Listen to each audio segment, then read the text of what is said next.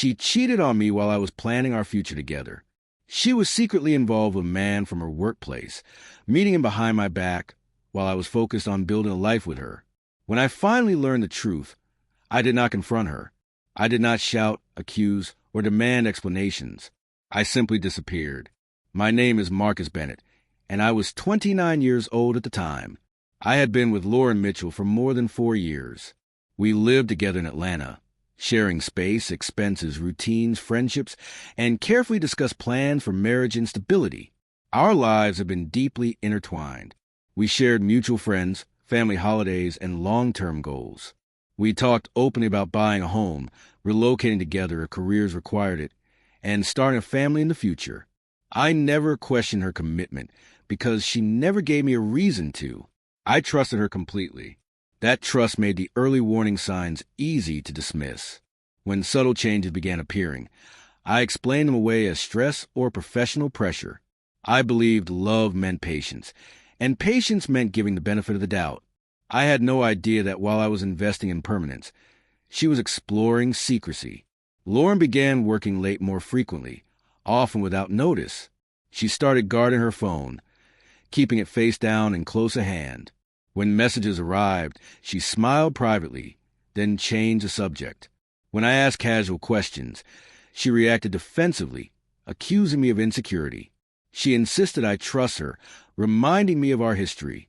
I wanted to be the kind of partner who trusted without hesitation, so I ignored the discomfort growing inside me. I told myself relationships go through phases, and that temporary distance did not mean betrayal. In reality, I was rationalizing behavior that contradicted everything we had built together. The truth revealed itself on an otherwise ordinary evening. Lauren had stepped out to meet friends, leaving her email open on our shared laptop. I sat down intending to check a document related to work. I did not search for anything suspicious. The messages were simply there. A long thread of emails between Lauren and a co-worker named Daniel Parker filled the screen. The tone was intimate and familiar. There were confirmed hotel bookings, explicit plans, and photographs that erased any remaining doubt. The words felt detached, almost casual, as a betrayal had become routine. My hand shook as I scrolled through proof I never wanted to find. I did not cry or shout. I did not confront her or call her phone. I closed the laptop and sat in silence for hours. My chest felt hollow, as though something essential had collapsed inward. I replayed memories, conversations, and promises, trying to locate the moment everything changed. Nothing made sense. Eventually, clarity replaced shock. I knew I could not survive a confrontation filled with excuses and emotional manipulation. I needed distance, not explanations. That night, I decided I would leave without drama, not to punish her, but to protect myself from further harm. I waited patiently for the right opportunity. When Lauren left that weekend to visit family in Birmingham, Alabama, I acted. I packed only what belonged to me. Clothes, shoes, personal documents, electronics, and items with personal meaning were folded carefully into suitcases. I left behind everything tied to shared memories, including furniture and decor we had chosen together. I wanted no reminders. I blocked her number, her email, and every social media account. I left no note and offered no explanation. Silence was my boundary. I temporarily relocated to a quiet apartment in Decatur, Georgia, where anonymity offered a sense of safety and peace. Lauren returned that Sunday evening to an apartment that no longer felt like home. My side of the closet was empty. My belongings were gone. Panic set in immediately. She called repeatedly, leaving voicemails that went unanswered. Messages poured in, none delivered. She contacted my parents, desperate for information. My mother told her calmly that I was safe, but unwilling to speak. For days, I remained silent. I did not explain myself to friends or family. I focused on sleeping, breathing, and grounding myself. Leaving without explanation was not cruelty. It was self-preservation after betrayal.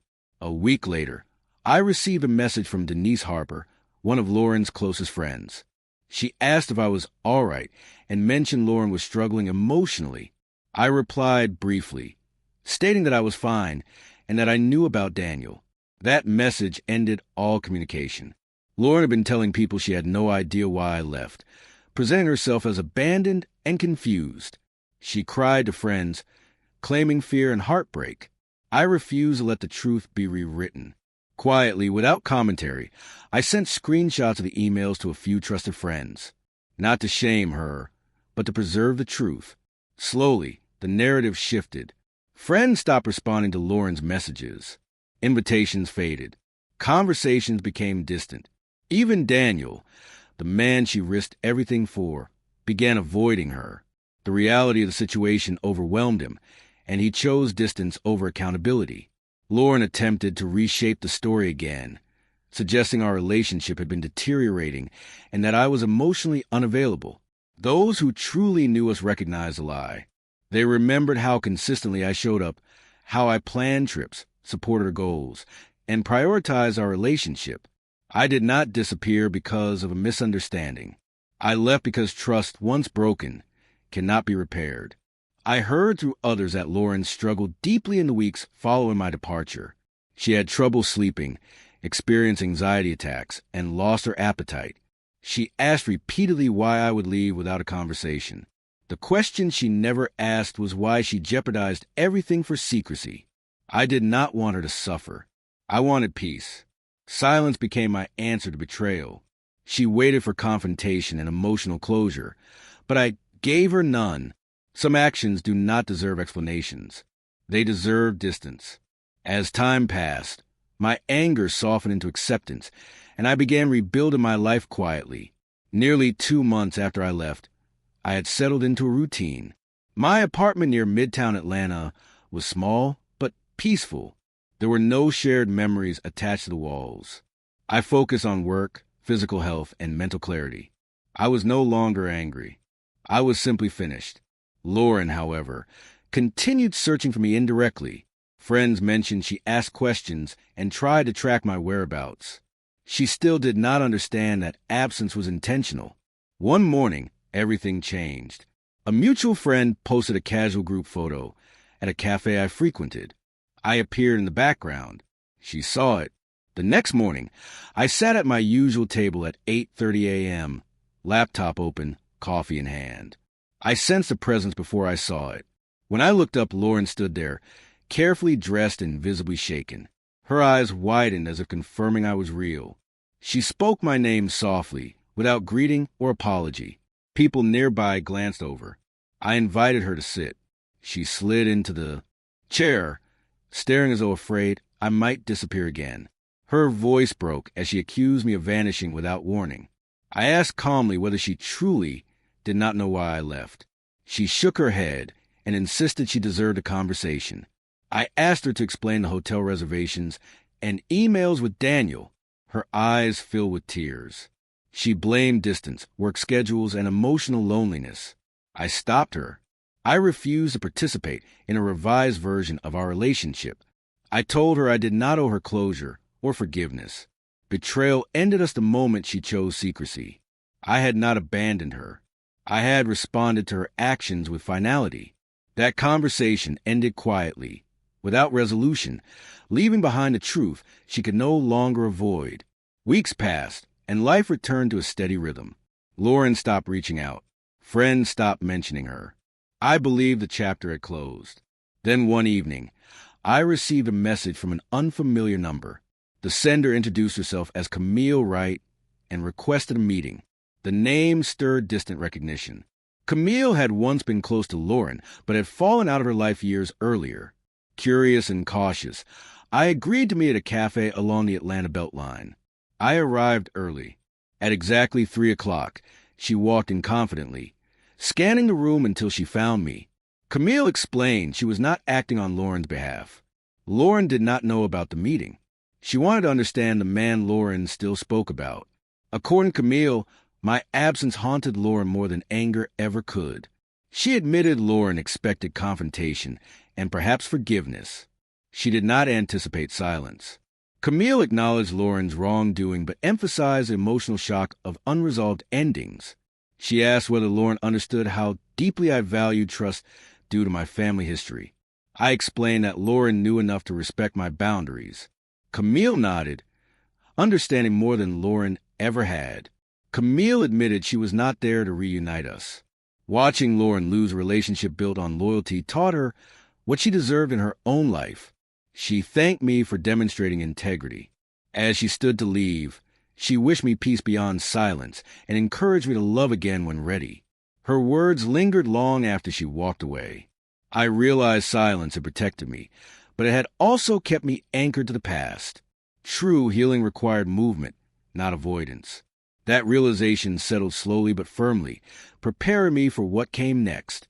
2 months later, I believed everything was behind me.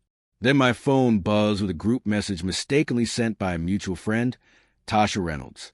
The message referenced a private rooftop engagement party in downtown Atlanta. The name stopped me cold. Lauren Mitchell and Jordan Hayes. I stared at the screen, confused and unsettled. Lauren was engaged. I should have ignored the message, but curiosity lingered. Who was Jordan? How long had they been together? That night, restlessness overtook reason. I told myself I needed clarity, not closure. I decided to attend the party quietly. I arrived late, surrounded by music and soft lighting. The hostess informed me my name was not on the list.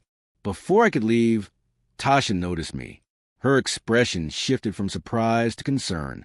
She apologized, explaining the message was sent in error. Guests began noticing the tension. Through the crowd, I saw Lauren standing beside a tall man in a tailored suit. Jordan. She froze when she saw me. Shame crossed her face. Security approached discreetly. I assured them I was leaving.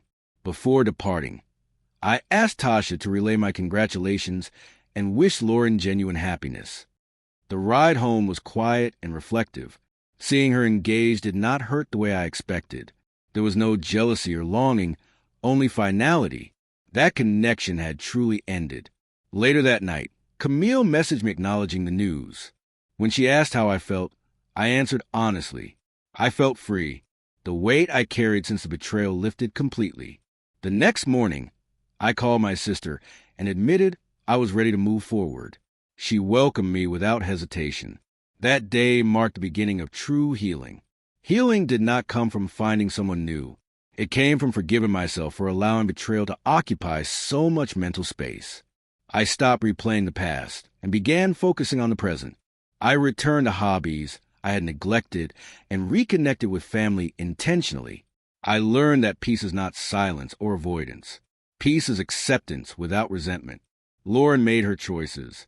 I made mine. And in choosing myself, I reclaimed my future. The chapter closed without anger or regret. I did not disappear to punish her. I left to save myself. And in doing so, I finally found peace.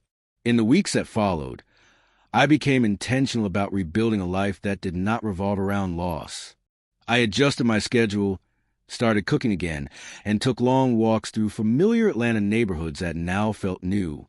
I allowed myself to feel moments of loneliness without assigning blame or meaning to them. Healing was not linear. Some days were light and productive.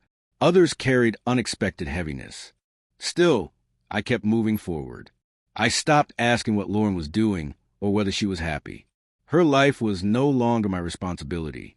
I focused on becoming grounded, stable, and emotionally present for myself. Work became a quiet anchor during that period. I threw myself into projects that demanded concentration and long-term planning. The discipline gave my day structure and purpose. Colleagues noticed a change, commenting on my focus and calm demeanor. They did not know the internal shift that had taken place.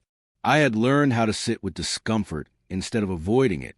Each completed task felt like proof that I could build something lasting without emotional chaos attached to it. Slowly, confidence replaced doubt. I stopped seeing myself as someone who had been abandoned and began recognizing myself as someone who chose dignity over desperation. Family support played a significant role in that transition. I spent more time with my sister, sharing meals and conversations that felt grounding and honest. She never pressured me to explain everything. She simply listened. My parents offered quiet reassurance without judgment. They respected my boundaries, trusting that I knew what I needed.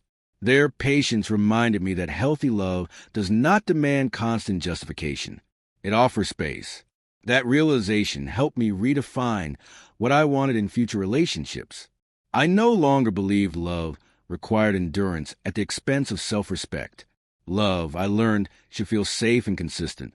Occasionally, Lauren crossed my mind, but the thoughts lacked emotional intensity. They felt distant, almost neutral. I no longer replayed memories or imagined alternate outcomes. I accepted that some endings do not come with understanding or mutual agreement. They simply arrive. Acceptance did not mean approval. It meant releasing control over things I could not change. I stopped viewing silence as unfinished business and began seeing it as closure in its purest form. Silence allowed me to heal without interference. It allowed both of us to live with the consequences of our choices without further damage. One afternoon, I ran into Daniel Parker by chance at a professional networking event. The encounter was brief and awkward. He avoided eye contact, offering a stiff nod before moving away. I felt nothing. No anger, no resentment. Just indifference. That moment confirmed how far I had come. He was no longer a symbol of betrayal, just another stranger passing through my life. I realized closure does not always come from conversations or apologies. Sometimes it comes from emotional neutrality. When someone loses the power to affect you, they lose relevance entirely. Months passed, and life continued to unfold quietly. I began traveling again, visiting friends in nearby cities like Nashville and Charlotte. The distance offered perspective. Being away from familiar places reminded me how much of my pain had been tied to routine rather than reality. I was not broken. I had simply been hurt. There was a difference. I allowed myself to enjoy new experiences without guilt. I laughed more freely and slept more peacefully.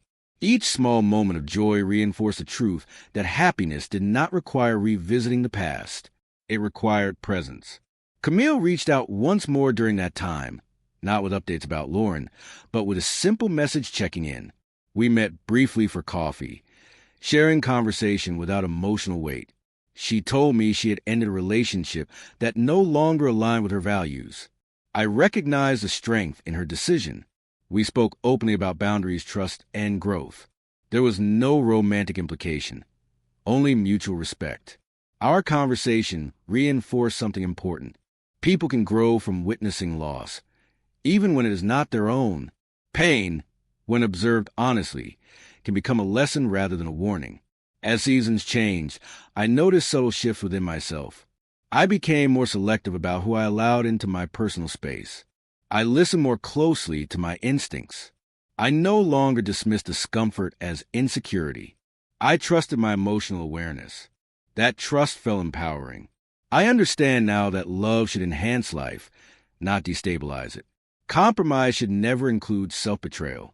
These realizations reshaped how I viewed relationships, both romantic and platonic.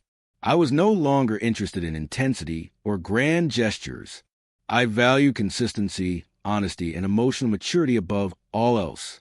One evening, while reorganizing my apartment, I found an old photo tucked inside a book. It showed Lauren and me smiling during an early trip to Savannah. I studied it for a moment, then placed it back inside the book before donating it. The image no longer stirred emotion.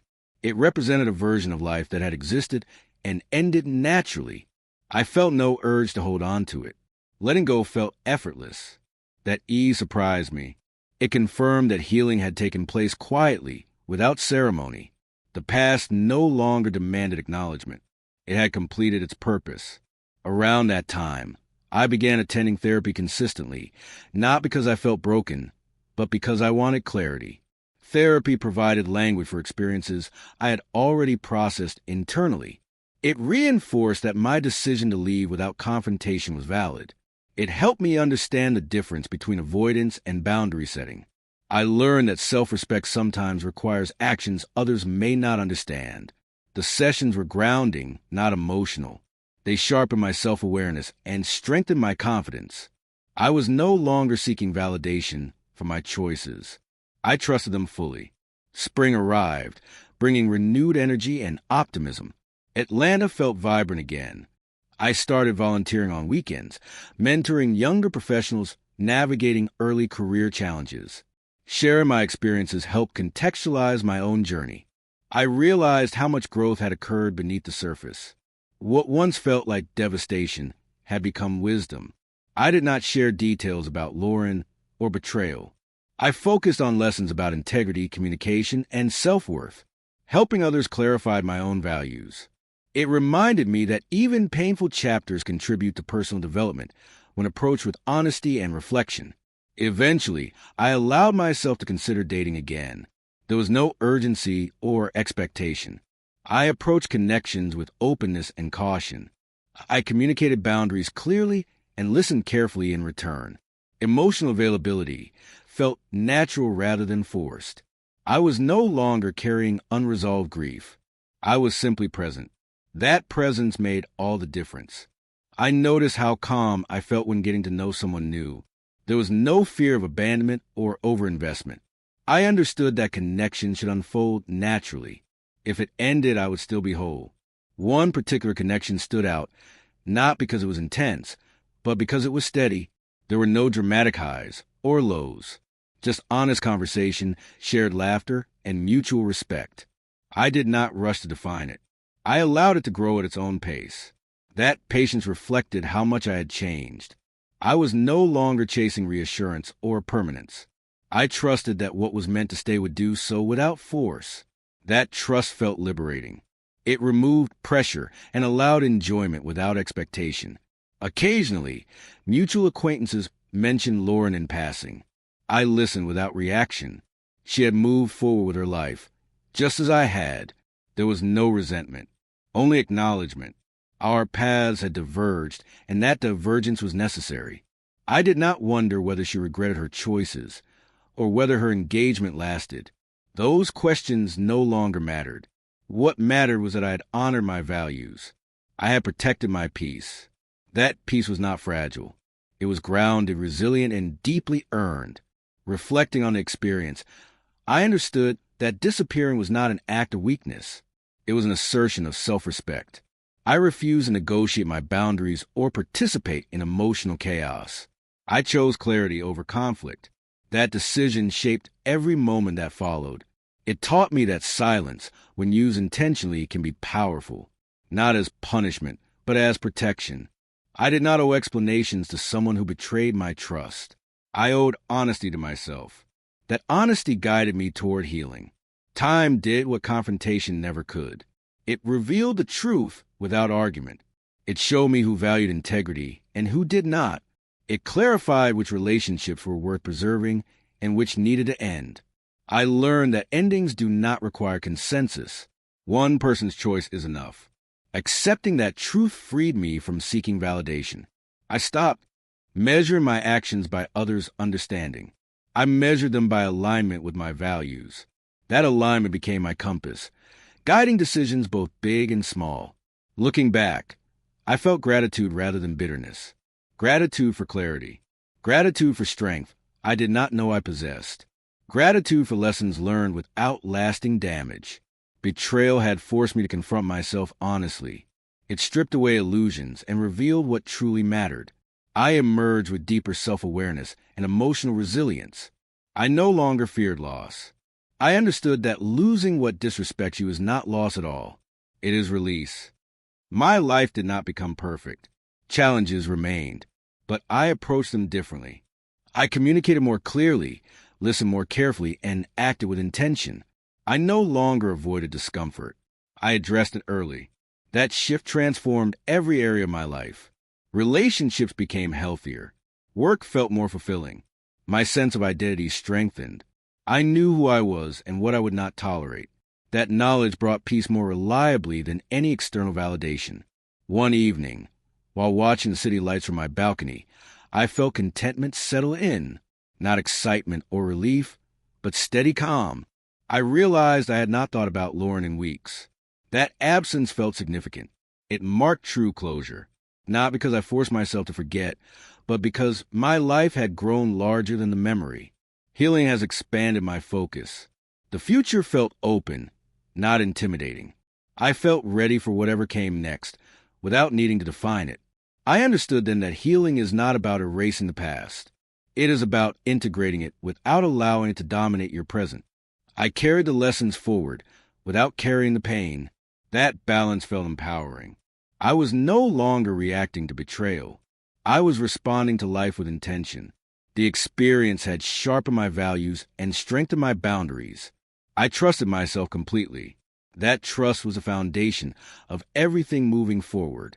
If I could speak to the version of myself who sat numb in that apartment months earlier, I would tell him that leaving was the right decision. That peace would come quietly, without drama or explanation. That choosing yourself is not selfish. It is necessary. I would tell him that silence would become strength and distance would become clarity. I would tell him that life does not end with betrayal. It begins again, stronger and more honest than before. The story did not end with reconciliation or revenge. It ended with growth, with acceptance, with peace earned through difficult choices. I did not disappear to punish anyone. I disappeared to survive. And in surviving, I learned how to thrive. That truth grounded me more than any apology ever could. I moved forward without looking back, confident that I had honored myself fully. Today, my life feels intentional and balanced. I make choices rooted in clarity rather than fear. I invest in relationships that reflect mutual respect. I walk away from situations that compromise my values. The past no longer defines me. It informs me. I am grateful for the strength it revealed. I am grateful for the lessons it taught. Most of all, I am grateful for the peace that followed. We all make choices. Lauren made hers. I made mine. Neither choice existed in isolation. Each carried consequences. I accepted mine fully. That acceptance allowed me to move forward without resentment or regret. I did not need closure from someone else. I created it myself. That realization was liberating. In the end, I chose peace. Not silence alone, not distance alone, but peace rooted in self-respect. I chose honesty over comfort and clarity over chaos. And in doing so, I reclaimed my future entirely.